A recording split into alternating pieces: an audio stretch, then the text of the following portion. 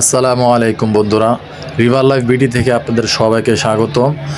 আজকে আমি এসে বললাম সদরঘাট সকাল 7টার দিকে।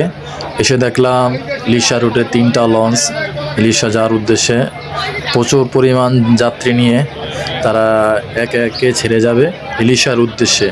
আপনারা দেখতে পাচ্ছেন এত সকালে এত যাত্রী। আগে ভোলাতে যাওয়ার জন্য রাতের লঞ্চ ছাড়া কোনো লঞ্চ পাওয়া যেত না, কিন্তু এখন এই ইলিশা দিয়ে লঞ্চগুলো হওয়ার পরে একদম ভোলার দক্ষিণ অঞ্চলে থেকে চরপেশন বেতুয়া সবাই কিন্তু এই লঞ্চেই বেশিরভাগ যাতায়াত করে সময়কে বাঁচানোর জন্য।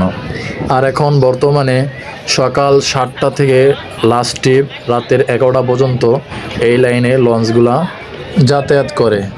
ইনশাল্লাহ এরকম ভিডিও পেতে আমাদের সাথেই থাকবেন সাবস্ক্রাইব করে।